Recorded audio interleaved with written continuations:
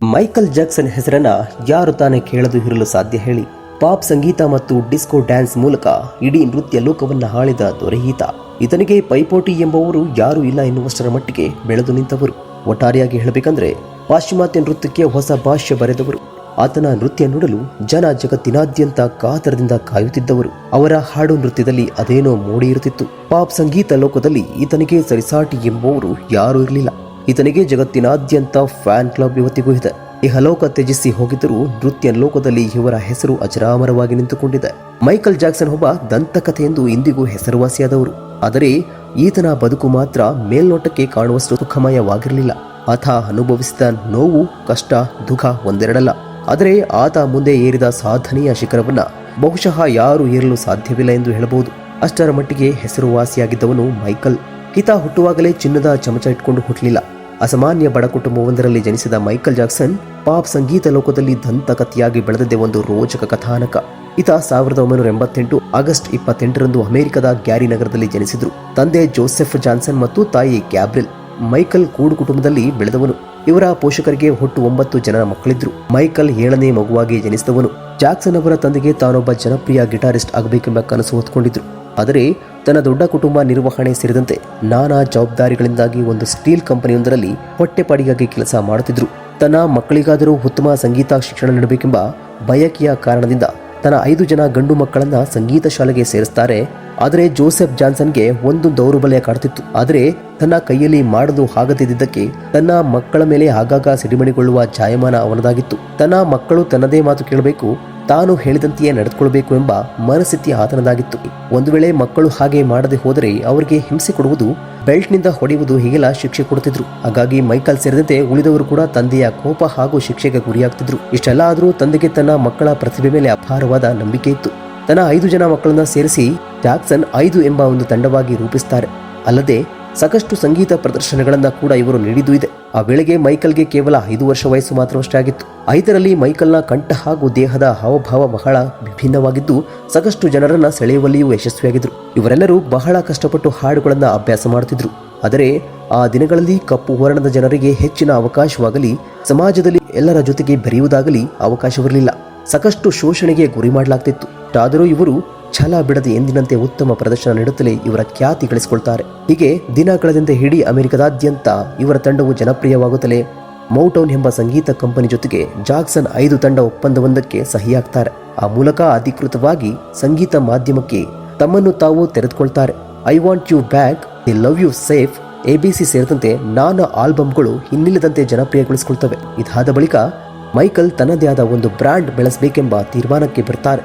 ಅದಕ್ಕಾಗಿ ಸೋಲೋ ಪ್ರದರ್ಶನ ನೀಡಲು ಮುಂದಾಗ್ತಾರೆ. ಸೋಲೋ ಪ್ರದರ್ಶನ ನೀಡಿದ Ben music and me for evergreen hit ಎನಿಸಿಕೊಂಡಿದೆ. ಇಲ್ಲಿಂದ ಮೈಕಲ್ ಒಬ್ಬ ಅಂತಾರಾಷ್ಟ್ರೀಯ ತಾರಿಯಾಗಿ ಬೆಳವಣಿಗೆ ಹೊಂದುವಂತೆ ಮಾಡ್ತದೆ. 1982ರಲ್ಲಿ ಬಿಡುಗಡೆಯಾದ ಥ್ರಿಲ್ಲರ್ ಆಲ್ಬಮ್ 65 ಮಿಲಿಯನ್ ಕಾಪಿಗಳು ಮಾರಾಟವಾಗುವ ಮೂಲಕ ಅತ್ಯುತ್ತಮ ಆಲ್ಬಮ್ ಎಂಬ ಖ್ಯಾತಿಯನ್ನು ಪಡೆದುಕೊಳ್ತದೆ. ಅಲ್ಲದೆ ಇದೇ ಆಲ್ಬಮ್ 7 ಗ್ರಾಮಿ ಪ್ರಶಸ್ತಿಯನ್ನು ಪಡೆದುಕೊಂಡಿದ್ದು ಮತ್ತೊಂದು ಮೈಲಿಗಲ್ಲು.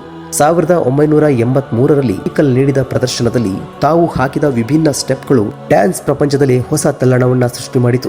ಇಲ್ಲಿಂದ ಮೈಕಲ್ ಬೇರೆ ರೀತಿಯ ಹಂತದಲ್ಲಿ ಬೆಳವಣಿಗೆ ಹೊಂದಲು ಆರಂಭಿಸುತ್ತಾರೆ. ಇವರು ಬಿಡುಗಡೆ ಮಾಡುತ್ತಿದ್ದ ಪ್ರತಿ ಆಲ್ಬಮ್ ಕೂಡ ಒಂದಲ್ಲ ಒಂದು ಪ್ರಶಸ್ತಿ ಪಡೆದೇ ತೀರುತ್ತಿದ್ದವರು. ಅಷ್ಟರ ಮಟ್ಟಿಗೆ ಅವರ ಹಾಡು ಮತ್ತು ನೃತ್ಯ ಜನಪ್ರಿಯ ಗಳಿಸಿಕೊಂಡಿತ್ತು. ಸಂಗೀತ ಲೋಕದಲ್ಲಿ ಗ್ರಾಮಿ ಪ್ರಶಸ್ತಿ ಪಡೆದುಕೊಳ್ಳುವುದು ಬಹುದೊಡ್ಡ ಕನಸಾಗಿರುತ್ತದೆ. ಆದರೆ ಮೈಕಲ್ ಅವರಿಗೆ ಬರೋಬ್ಬರಿ 13 ಗ್ರಾಮಿ ಪ್ರಶಸ್ತಿ, 11 ಗೋಲ್ಡನ್ ಪ್ರಶಸ್ತಿಗಳನ್ನ ಪಡೆದುಕೊಳ್ತಾರೆ. ಅಷ್ಟೇ ಅಲ್ಲದೆ 39 ವರ್ಲ್ಡ್ ಗಿನ್ನಿಸ್ ರೆಕಾರ್ಡ್ ಅನ್ನ ತನ್ನ ಹೆಸರಿನಲ್ಲಿ ಬರೆದುಕೊಂಡಿದ್ದಾರೆ. ಒಟ್ಟಾರೆಯಾಗಿ 300ಕ್ಕೂ ಪ್ರಶಸ್ತಿಗಳನ್ನ ಪಡೆದುಕೊಂಡ ಕೀರ್ತಿ ಮೈಕಲ್ ಜಾಕ್ಸನ್ ಅವರದ್ದು. ಇದೇ ಕಾರಣಕ್ಕಾಗಿ ಇಂದಿಗೂ ಮೈಕಲ್ ಜಾಕ್ಸನ್ ಅವರನ್ನ the king of pop music ಎಂದೇ ಗುಣಗಾನ ಮಾಡಲಾಗ್ತದೆ.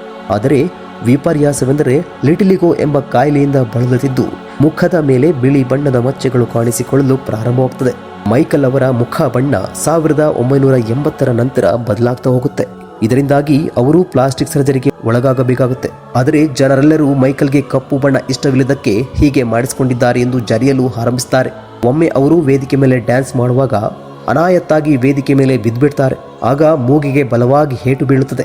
ಅನಿವಾರ್ಯವಾಗಿ ಶಸ್ತ್ರಚಿಕಿತ್ಸೆ ಮಾಡಿಸಿಕೊಂಡಾಗ ಚಿಕಿತ್ಸೆ ಫಲಕಾರಿಯಾಗದೆ ಉಸಿರಾಟ ಮಾಡಲು ತೊಂದರೆಯಾಗ್ತದೆ. ಹಾಗಾಗಿ ಮತ್ತೊಮ್ಮೆ ಮೂಗಿಗೆ ಸರ್ಜರಿ ಮಾಡಿಸಿಕೊಳ್ತಾರೆ. ಇಷ್ಟಕ್ಕೆ ಇವರ ದುರಂತ ಕಥೆ ಮುಗಿಯುವುದಿಲ್ಲ. ಒಮ್ಮೆ ವೇದಿಕೆ ಮೇಲೆ ಆಕಸ್ಮಿಕವಾಗಿ ಬೆಂಕಿ ಕಾಣಿಸಿಕೊಂಡ ಪರಿಣಾಮ ಮೈಕಲ್ ಅವರ ಕೂದಲು ಸುಟ್ಟು ಹೋಗ್ತದೆ. ಇದರಿಂದ ಮತ್ತೊಮ್ಮೆ ಸರ್ಜರಿಗೆ ಒಳಗಾಗಬೇಕಾಗ್ತದೆ. ಹೀಗೆ ನಾನಾ ಕಾರಣಗಳಿಂದ ಮೈಕಲ್ ಸಾಕಷ್ಟು ಬಾರಿ ಸರ್ಜರಿಗೆ ಒಳಗಾಗ್ತಾರೆ.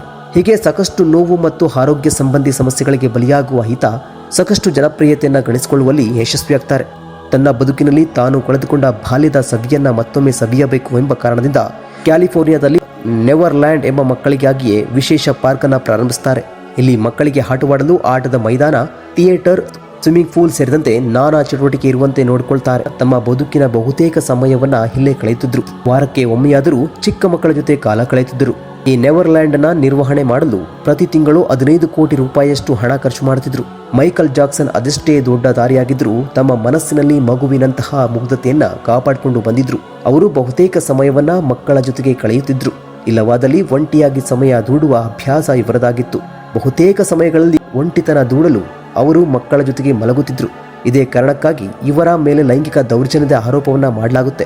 ಅಲ್ಲದೆ ಕೋರ್ಟ್ ಕೂಡ ಸಾವಿರಾರು ಕೋಟಿ ದಂಡವನ್ನ ವಿಧಿಸುತ್ತೆ. ಒಂದು ಕಡೆ ನೆವರ್ಲ್ಯಾಂಡ್ ನಿರ್ವಹಣೆ, ಮತ್ತೊಂದು ಕಡೆ ಕೋರ್ಟ್ ವಿವಾದಗಳಿಂದಾಗಿ ಹೈರಾಣಾಗಿ ಅವರು ಸಾಲ ಮಾಡುವ ಸ್ಥಿತಿ ಬಂದೊದಗುತ್ತೆ. ಅಂತಿಮವಾಗಿ 2005ರಲ್ಲಿ ನೆವರ್ಲ್ಯಾಂಡ್ ಅನ್ನ ಹರಾಜು ಮಾಡಲಾಗುತ್ತೆ. ಆ ವೇಳೆಗೆ ಸ್ಯಾಕಿಮೋರ್ ಯಾರ್ಜ್ ಎಂಬ ಕಂಪನಿ ನೆವರ್ಲ್ಯಾಂಡ್ನ ಸ್ವಲ್ಪ ಭಾಗವನ್ನ ಖರೀದಿ ಮಾಡಿ ಮೈಕಲ್ಗೆ 220 ಕೋಟಿ ರೂಪಾಯಿ ಹಣ ನೀಡುತ್ತೆ. ಆ ಮೂಲಕ ಹರಾಜು ಪ್ರಕ್ರಿಯೆಯನ್ನು ನಿಲ್ಲಿಸಲಾಗುತ್ತದೆ. ಅಂದಿನಿಂದ ಇಂದಿನವರೆಗೂ ನೆವರ್ಲ್ಯಾಂಡ್ ವ್ಯಾಲಿ ರ್ಯಾಂಚ್ ಹೆಸರಲ್ಲಿ ಈಗಲೂ ಮುಂದುವರಿಸಿಕೊಂಡು ಬರಲಾಗ್ತಿದೆ. ಮೈಕಲ್ 1992ರಲ್ಲಿ ಲೇಸಾ ಎಂಬ ಹುಡುಗಿ ಜೊತೆಗೆ ಪ್ರೇಮ ವಿವಾಹ ಮಾಡಿಕೊಳ್ತಾರೆ. ಆದರೆ ಮೈಕಲ್ ಹೆಚ್ಚಿನ ಸಮಯವನ್ನ ಮಕ್ಕಳ ಜೊತೆಗೆ ಕಾಲ ಕಳೆಯುತ್ತಿದ್ದರಿಂದ 1996ರಲ್ಲಿ ವಿಚ್ಛೇದನ ಪಡೆದುಕೊಳ್ತಾರೆ. ಇದಾದ ಬಳಿಕ ಡೆಬಿರೋ ಎಂಬ ನರ್ಸ್ ಅನ್ನ ವಿವಾಹವಾಗಿ 2 ಮಕ್ಕಳಿಗೆ ತಂದೆಯಾಗ್ತಾರೆ. ಆದರೆ 1999ರಲ್ಲಿ ಈಕೆಯೂ ಸಹ ವಿಚ್ಛೇದನವನ್ನ ಪಡೆದುಕೊಳ್ತಾಳೆ. ಆದರೆ ಮೈಕಲ್ಗೆ 3ನೇ ಮಗುವಾಗುವ ವೇಳೆಗೆ ಯಾವ ಹೆಂಡತಿಯರು ಆತನ ಜೊತೆಗೆ ಇರುವುದಿಲ್ಲ. ಇದೇ ಕಾರಣಕ್ಕಾಗಿ 3ನೇ ಮಗುವಿನ ತಾಯಿ ಯಾರು ಎಂಬುದು ಇಂದಿಗೂ ರಹಸ್ಯವಾಗಿ ಎಳೆದುಕೊಂಡು ಬಿಟ್ಟಿದೆ. ಮೈಕಲ್ ತನ್ನ ಬದುಕಿನಲ್ಲಿ ಅನುಭವಿಸಿದ ಸಾಕಷ್ಟು ನೋವುಗಳು ಆತನನ್ನ ಸಮಾಜದಿಂದ ದೂರ ಉಳಿಯುವಂತೆ ಮಾಡಿಬಿಡ್ತದೆ. ಅಲ್ಲದೆ ಮಾನಸಿಕ ನೆಮ್ಮದಿಗಾಗಿ ನಿರಂತರವಾಗಿ ನಿದ್ದೆ ಮಾತ್ರೆಗಳಿಗೆ ಮೊರೆ ಹೋಗ್ತಾರೆ.